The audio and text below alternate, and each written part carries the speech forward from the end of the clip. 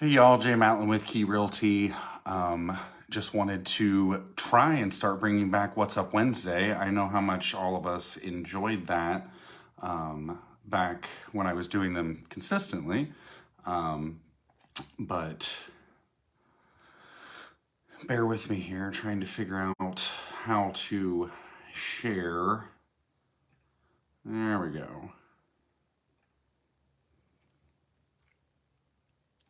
Maybe.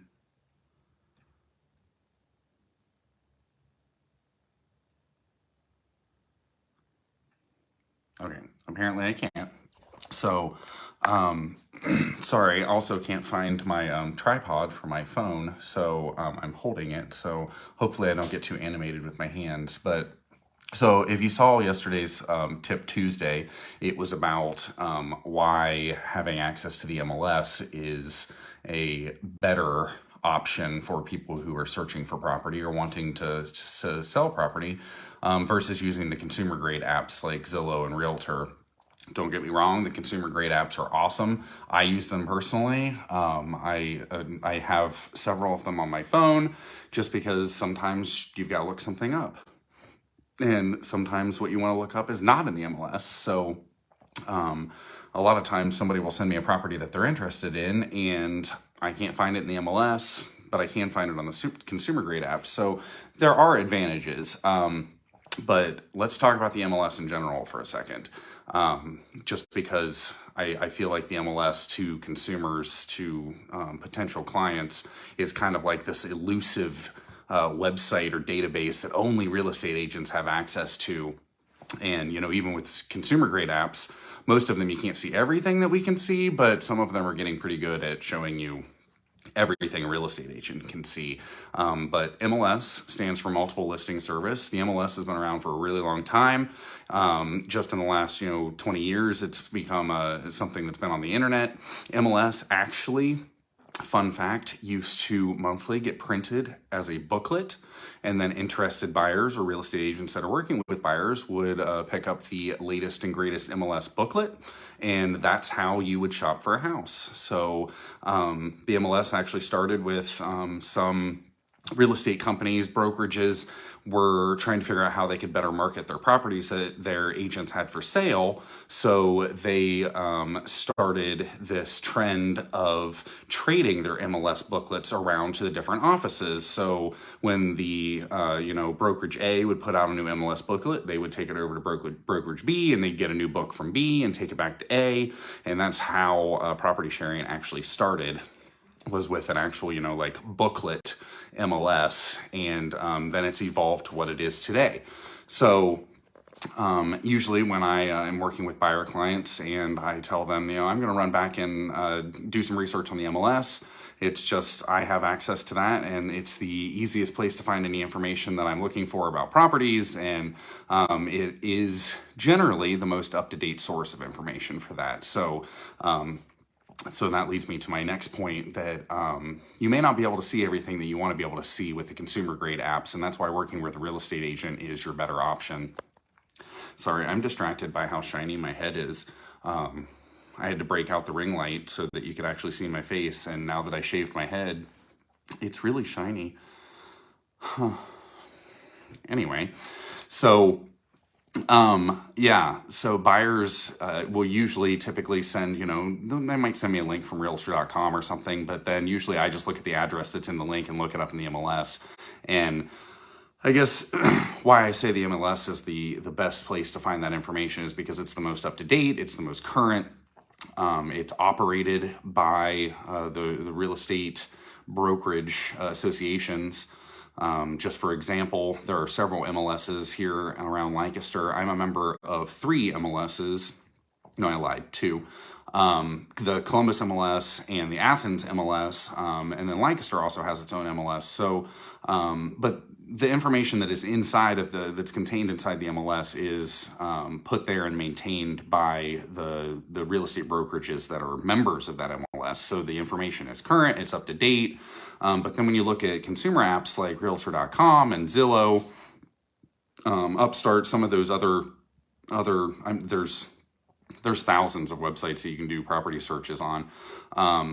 But for the most part, anybody can put information on those websites. So, if you own your house and you decide that you want to sell it and you decide you want to, just see how the market is right now. So you decide to put a listing on Zillow that your house is for sale by owner. That information was entered by somebody not in the MLS, and that information is not guaranteed to be correct or accurate. And that's, the MLS for us real estate agents is the point of entry for property sales. And the MLS forces us to uphold a certain number of rules and regulations and how we input things into the MLS and how we maintain things in the MLS. And kind of requires that the information be up to date. We can actually be fined for not keeping the information up to date in the MLS. For example, if a property sells and if I have a listing and the listing sells and I never go into the MLS and close it and say that it closed and put the information that's required to close, then the MLS, the Columbus MLS, can actually fine me for non-compliance with their rules, which, it's also an ethics code at the National Association, and I think it's in the canon of ethics with the state of Ohio, that we maintain our information. And that includes not just the MLS listings and things that we put in there, but that includes our marketing and things that we put out on the internet. We're required to keep things up to date. Something as simple as, changing my brokerage. When I left Keller Williams and went to Key Realty, I had to go back and update everything so that it says that I'm with Key and not with Keller Williams, just because that's a requirement. I mean, in my mind, it makes complete sense, but some things just don't get updated. And that's what's nice about the MLS, is that the MLS is maintained by real estate agents, and we have to maintain that MLS. Whereas the information that is input into Realtor or Zillow from non-Realtor members could be incorrect, not updated, that kind of thing. And the cool thing with the MLS too is once we put a listing in, it syndicates that listing out to tens of thousands of websites. And I'm sure it's more than tens of thousands, because there's over 1 million realtors in the United States, and I'm sure every single one of us has our own website where you can go and do a property search. So the nice thing is that if you keep the information updated in the MLS, then, once you make a change, like a price change, I make a price adjustment in the MLS, it syndicates out to those tens of thousands of websites. And then the information is updated and kept up to date. And then there's no possibility that, something that I did would cause information to be incorrect, unless the information that I input was incorrect, on any of those tens of thousands of websites. Whereas that can't be guaranteed if somebody's just entering their own, for sale by owner or something like that.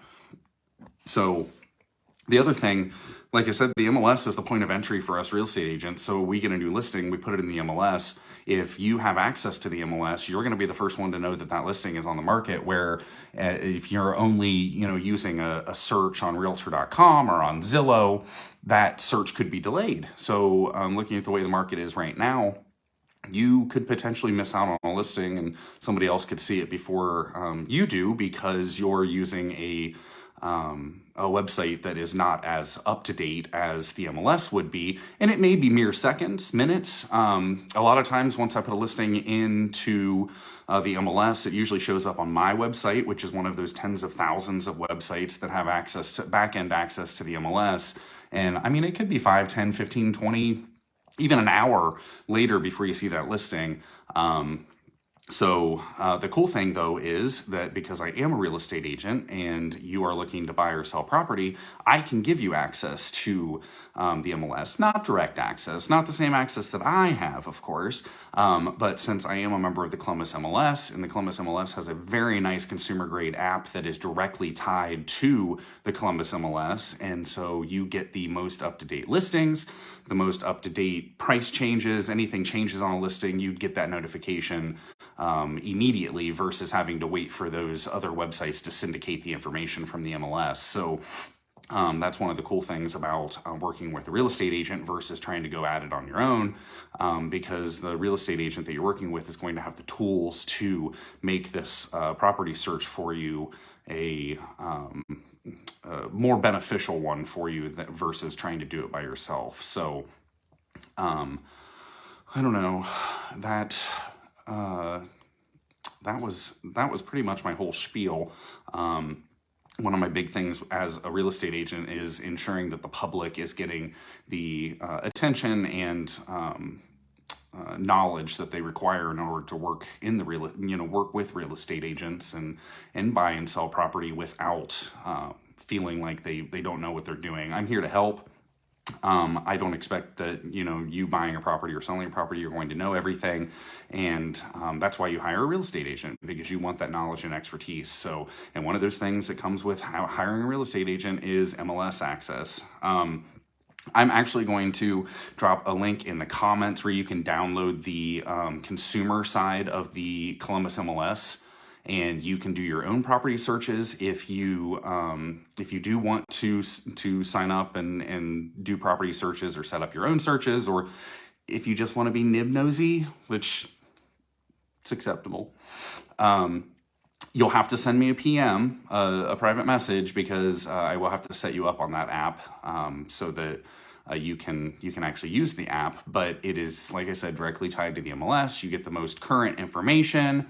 Thanks, Rita. Good to see you. I haven't seen you in a long time. But yeah, so if you're interested, I will drop the link to the app. It's available for Android and iPhone, non-paid promotion. And you can start your own property searches. Or if you want to start a property search because you genuinely want to purchase property, then definitely reach out and we can talk about it and we can get started with that. So anyway, everybody try and hold me to this. I'm going to try to do this every Wednesday again, following Tip Tuesday.